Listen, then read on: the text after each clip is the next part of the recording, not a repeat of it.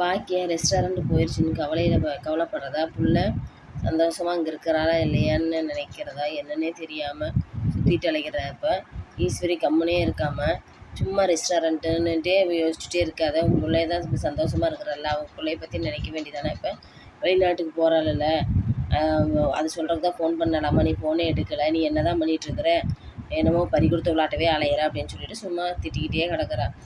யாரும் என்னை தயவு செஞ்சு எதுவும் பேசாதீங்க, வெளிநாட்டுக்கு போகிறாளா போகட்டும், சந்தோஷம்தான் எனக்கு அப்படின்ட்டு கிளம்புறப்ப என்னடி நான் கூப்பிட பேசாமே போகிற அப்படின்ட்டு ஈஸ்வரி திட்டுறான். நான் தான் யார் பேச்சு இப்போ கேட்க விரும்பலை, நான் என் பாட்டுக்கு அமைதியாக இருக்கிறேன்ல, என்னை இருக்க விடுங்க அப்படின்ட்டு சொல்கிறப்ப ஏன் என்னை இப்படி இவ்வளோ டார்ச்சர் பண்ணுறீங்க அப்படின்ட்டு பாக்கிய சொல்கிறான். எழில்ன்று தயவு செஞ்சு பாட்டி அமைதியாக இருங்க, கொஞ்சம் அம்மாவை ரிலாக்ஸாக இருக்க விடுங்க. நீங்கள் யாருமே அம்மா கிட்ட சப்போர்ட் நிற்காம எல்லாமே அவங்களுக்கு சப்போர்ட்டாகவே பேசிகிட்டு இருக்கிறீங்க. அப்பா வந்து தப்பு செஞ்சு ரெஸ்டாரண்ட் விட்டார், அப்போ கூட அவருக்கு சப்போர்ட் தானே பண்ணீங்க. அம்மா நேர்மையாக நடந்துட்டு இருக்காங்க, அதில் வந்து யாருமே கூட நிற்காம இருக்கிறதே நம்ம தப்பு. அதுலேயும் அவங்க ஏதோ ஒன்று சொல்லி குத்தி கட்டுறது அதை விட தப்பு அல்லவா, கொஞ்சம் அமைதியாக இருங்க அப்படின்னு சொல்லி எழில் திட்டுறாங்க பாட்டியை. ஜெனி இருந்துட்டு என்னங்க ஆண்டி என்னாச்சு அப்படின்னு சொல்லி, நீங்கள் ஓகே தானா அப்படின்னு சொல்லி ஜெனி கேட்குறப்ப எதையுமே பேசலை, கம்முனி பேசாமல் போயிடுறாங்க. எழிலுக்கு அவங்க அம்மா சோகமாக இருக்கிறதே பிடிக்கலாமா, உங்களுக்கு டீனாச்சி போட்டு தர சொல்லுங்கம்மா, எனக்கு காஃபி குடிக்கணும் போல் தோணுது, உங்களுக்கு டீ வேணுமா காஃபி வேணுமா சொல்லுங்கள், நான் போட்டு தரேன்னு.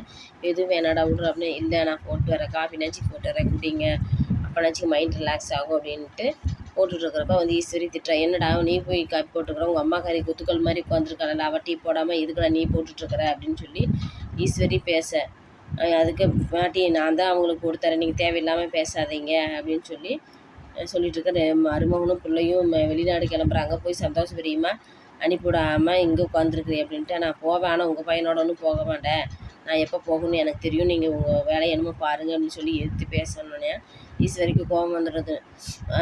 பார்க்குறப்ப இனியாவுமே வீட்டுக்கு வந்துடுறா. இனியா அப்படின்னு சொல்லி பேசிகிட்டு இருக்கிறப்ப போய் பார்க்குறாங்க.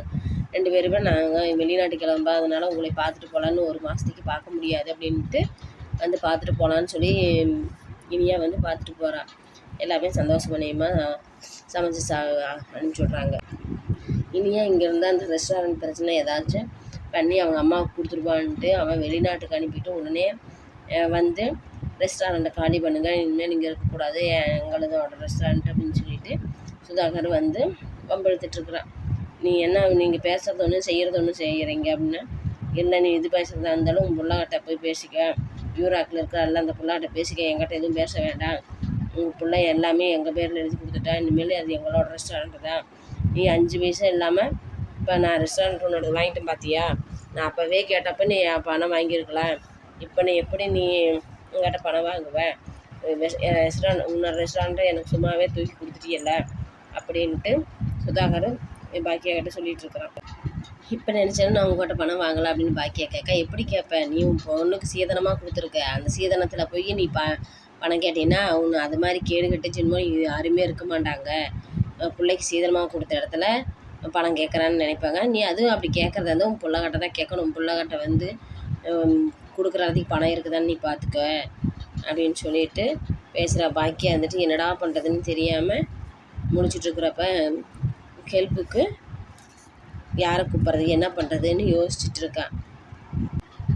ஆனால் இருந்தாலும் மனம் உடையாமல் இந்த ரெஸ்டாரண்ட்டை வந்து நான் எங்கிட்ட வாங்கியே தீருவேன், நான் என்ன பண்ணுறேன்னு மட்டும் பாருங்கள், என்னை ஏமாற்றி இந்த ரெஸ்டாரண்ட் வாங்கினீங்கல்ல, அது நீங்கள் நல்லாவே இருக்க மாட்டீங்க, நான் எப்படி இந்த ரெஸ்டாரண்ட் வாங்குறத மட்டும் பாருங்கள் அப்படின்ட்டு சபதம் விட்டுட்டு போகிறேன். பாக்கியாக இந்த ரெஸ்டாரண்ட்டாக அவங்ககிட்ட இருந்து சுதாகர்கிட்டருந்து வாங்கிடுவான்னு நீங்கள் விரும்பினீங்கன்னா இந்த சேனலுக்கு லைக் பண்ணுங்கள்.